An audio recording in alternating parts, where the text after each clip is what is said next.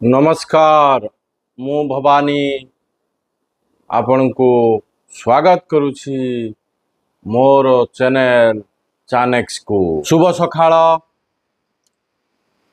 गोटे कथार अछि, श्री कृष्ण कहते हैं शरीर में कोई सुंदरता नहीं होती, शरीर में कोई सुंदरता नहीं होती, सुंदर होता है व्यक्ति की कर्म, उसका विचार, उसका वाणी, उसका व्यवहार, उसका संस्कार और उसका चरित्र।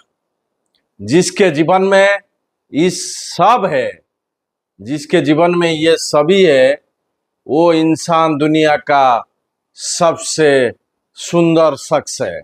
मुझे कहबी गोटे कहानी। सेवक मंदिर सेवक भगवान प्रभु शिव को कहले, प्रभु आपण तो जो जगार छिड़ाई मते थरे मिशन दिंतु से जगार छिड़ा हाँपाई आ मु ठाकुर रूप से ठिया हवा चाहे। भगवान किसी समय स्तंभ रहिले, रहिला परे सी हसिकी कहले, ठीक अच्छी तोते मु गोटे दिन पाई मो जगार मु छिड़ा करी आओ मु देखी तो योजना कौन करुछु। शर्त रखिले प्रभु शिव सेवक पाखरे कहले, मु तोते गोटे दिन मान तोते ठिया करी मो जगार, किंतु तू चुप रहिबु। तमे चुप रहिब आउ किछि काहाकू जवाब दब नाही। टिके ध्यान रे शुणुथुबे। शर्त अनुसार से हला भगवान शिव सेवक को निज जगार छिड़ा कले, जेमिति भक्त माने आसीबे, जेमिति दर्शन करिवे, जेमिति तांकर ऊपर से देखिबे। सेवक बहुत खुशी हेले एवं प्रभु शिवंकर शर्त मानी से अनुसार काम कले। से निजे छिड़ा हेले, छिड़ा हला परे ठाकुरंकर ऊपर से छिड़ा हेले। सखाळु जने बेपारी आसिले मंदिर को, कहले प्रभु मु आज मोर आज भल बेपार हो आ मते एतिकी आशीर्वाद कर। एतिकी कही से मंदिर बाहर को पळेले। मंदिर बाहर जेतोले बाहर को बाहर तांकर पर्स तांकर बटुआ खसी पड़ी, से बेपारी बटुआ खसी पड़ी। एकथा सेवक निजे ठिया देखुतांती भगवान रूपरे। सी कहवा को किसी चाहूले, किंतु भगवान शिवंकर शर्त तांको मनरे आसीगला। सी से किसी कहि पारले नाही। बेपारी गला परे किसी समय परे जने गरीब लोक से मंदिर को आसिले। आसिक कहले, प्रभु मोर छुआ माने 5-6 दिन है खाई नांती, से माने को मते किसी साहाय्य कर, आशीर्वाद कर, मुझे मिति आज दिन रे किसी रोजगार करी मो छुआ मानकर पेट पोषी पारे। भलिकी शुणुवे, ध्यान शुणुवे।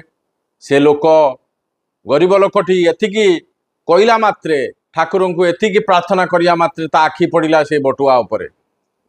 से बटुआ को पकेट रे पुरेला एवं भगवान शिव को धन्यवाद देई सेठू पलई गला। आउ किछि समय परे सेई नाविक आसिले। जने नाविक बड़ बड़ डंगा भितरे पानी मजिकी जाती समुद्र मझी को। से नाविक आसिले, आसिकी कहले, प्रभु मु आज 15 दिन पाई समुद्र भीतर को जाउची, मते रक्षा कर, मते जमिति भलरे भलरे आसिकी पुणी कूल रे पहुंची जाए। 15 दिन पाई जाउची। किंतु एई समय जेतबेले से नाविक बाहर को जाइची, सेतबेले पुलिस आसिकी पहुंची थिला एवं तांकू बांधी नहीं थिला। काईकि ना से बटुआ चोरी रे से बांधी नहीं थिला। एई समय जो सेवक ठाकुरंकर ऊपर छिड़ा आइथिले, सी आउ से भगवान शिवंकर शर्त को आउ मनर करि नथिले। तांकर जो शर्त थिला चुप रहिबो, किंतु से चुप रही नथिले एवं सांगे सांगे कहिथिले, आपण जहाकू बांधुचंती सी होउचंती भूल लोक, आपण तांकू बांधुचंती कोन?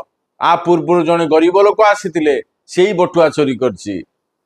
राति रे जतळे प्रभु ଶିବ ମନ୍ଦିରକୁ ଆସିଲେ ସେତେବେଳେ ଏଇ ସେବକ ତାର ନିଜର ଷ୍ଟୋରି କହିଲା, ସକାଳେ କ'ଣ କ'ଣ ଘଟିଛି ଏବଂ କ'ଣ କ'ଣ ହେଇଛି। ଭଗବାନ ଶିବ ଏକଥା ଶୁଣି ଗମ୍ଭୀର ହେଇଯାଇଥିଲେ ଏବଂ ରାଗରେ କହିଥିଲେ, ତୁମେ ମୋ ଯୋଜନାରେ ଦଖଲ କଲ।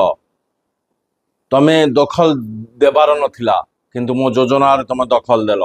ଆଉ ଯୋଉ ବେପାରୀ ଆସିଥିଲା ସେ ବେଇମାନ ଥିଲା, ତାର ପର୍ସ ପଡ଼ିଗଲା। ସେ ବେଇମାନ ଥିବାରୁ ତା ପର୍ସ ପଡ଼ିଗଲା। ଆଉ ତାର କର୍ମର ଫଳ ଥିଲା ବୋଲି ତାର ବଟୁଆ ପଡ଼ି ଯାଇଥିଲା। ଆଉ ଗରିବକୁ ଏଇଥିପାଇଁ ପର୍ସ ମିଳିଲା, ବଟୁଆ ମିଳିଲା, କାହିଁକି ନା ତା ଛୁଆମାନଙ୍କର ଖାଇବା ତାକୁ ଦେଇପାରିବ ସେଇ ଖର୍ଚ୍ଚରେ। ଆଉ ନାବିକର କଥା ଯେତି ଆସୁଛି, ନାବିକର ଜାହାଜ ତୋଫାନରେ ବୁଡ଼ିଯିବାର ଥିଲା। ପୋଲିସ ତାଙ୍କୁ ବାନ୍ଧିକି ନେବାର ଥିଲା, କିନ୍ତୁ ତମେ ସବୁ ଗଡ଼ବଡ଼ କଲ। ତମେ ତା ଜୀବନ ବଞ୍ଚି ଯାଇଥାନ୍ତା। ଯଦି ନାବିକକୁ ପୋଲିସ ବାନ୍ଧିକି ନେଇଥାନ୍ତା, ତାର ଜୀବନ ବଞ୍ଚି ଯାଇଥାନ୍ତା। ତାପରେ ଭଗବାନ ଶିବ ସେବକଙ୍କୁ କହିଲେ, ଯାହା କିଛି ହୁଏ ଦିନ ସାରା ମୁଁ ଯୋଜନା କରିଥାଏ। ବୁଝିପାରିଲେ? ପ୍ରଭୁ ଶିବ ସେବକଙ୍କୁ କହିଲେ, ଯାହା ଦିନ ସାରା ହୁଏ ମୁଁ ସେ ଯୋଜନା କରିଥାଏ। ତମ ଆଖି କେବଳ ସେଇ ସମୟର ସତ ଦେଖା ହୁଏ। ମୁଁ ସମ୍ପୂର୍ଣ୍ଣ କର୍ମ ଏବଂ ସମୟ ଦେଖିଥାଏ। ବୁଝିପାରିଲେ? ପ୍ରଭୁ ଶିବ ସେବକଙ୍କୁ କହୁଛନ୍ତି, ତମ ଆଖି କେବଳ ସେଇ ସମୟର ସତ ଦେଖାଯାଏ। ମୁଁ ସମ୍ପୂର୍ଣ୍ଣ କର୍ମ ଏବଂ ସମୟ ଦେଖେ। ଯେତେବେଳେ ତୁମକୁ କିଛି ସମସ୍ୟା ଆସିଲା, ଜାଣିଦବ ତମ ଭଲ ପାଇଁ ମୁଁ କରୁଛି। ଆଉ ସବୁ ସମୟରେ ମତେ ଭରସା ରଖ। ଯେତେବେଳେ କୌଣସି ସମସ୍ୟା ଭୁଲ ହୁଏ, ସେତେବେଳେ ଜାଣିବ ତମର ଭଲ ସମୟ ଆସିଛି। ଆଉ ଆପଣମାନେ ବୁଝିଲେ? ଭଗବାନ ଯାହା ଭାବନ୍ତି, ଆର ଫଳାଫଳ ହେଉଛି ଭଗବାନ ଯାହା ଭାବନ୍ତି ଆମର ଭାବିବା ଠାରୁ ଆହୁରି ବଡ଼ ହେଇଥାଏ। ଆପଣମାନେ ଏ କାହାଣୀରୁ କ'ଣ ପାଇଲେ, କ'ଣ ଜାଣିଲେ, ମୋତେ ମେସେଜ କରିବେ ଏବଂ ଆପଣଙ୍କର ଅପେକ୍ଷା ରହିଲି। ଭଲ ରୁହନ୍ତୁ। ଜଗନ୍ନାଥ ସମସ୍ତଙ୍କୁ ମଙ୍ଗଳ କରନ୍ତୁ। ଜୟ ଜଗନ୍ନାଥ। ଶୁଭ ସକାଳ। ନମସ୍କାର।